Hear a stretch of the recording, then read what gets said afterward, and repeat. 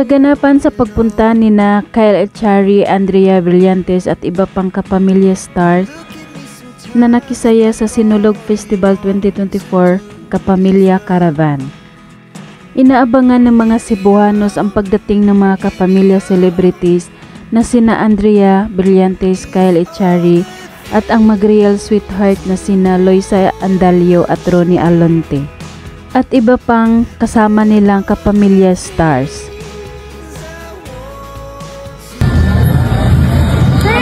Pala natin ma-experience bukas pa yung parin, di ba? Ay, si Kyle may iwan dito. May iwan ako dito. Magkasabay na lumipad ang kay Drea at ang Loini papuntang Cebu para magbigay ng kilig at saya para sa Sinulog Festival. Pagdating pa lang ni na Andrea, marami nang nag-aabang sa kanya na mga fans niya para makapag-picture at makita siya ng personal at maibigay ang dala nilang butterfly bouquet. Hi vlog!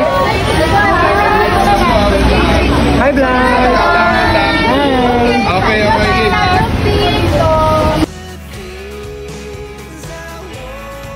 Gusto pa sana na makipagbanding ni Andrea ng matagal sa kanyang mga fans, pero nagmamadali na silang pumasok at inakbayan na siya ng kanyang security guard.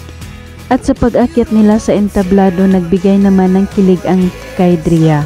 Nang nagjuwit na ang dalawa, hiyawan at sigawan ang mga tao na naroon. Nag-twinny color blue pa sila ng suot.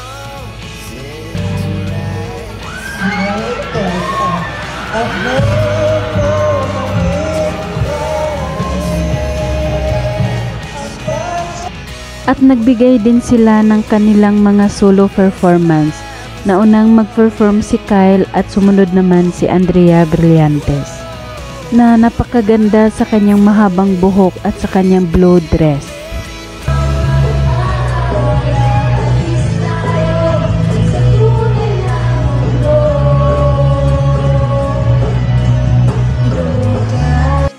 Pagkatapos ng kanyang solo performance, nagbigay naman si Andrea Brillantes ng kanyang mensahe at pasasalamat sa mga Cebuanos at isinulat pa ito sa kanyang palad sa salitang Bisaya.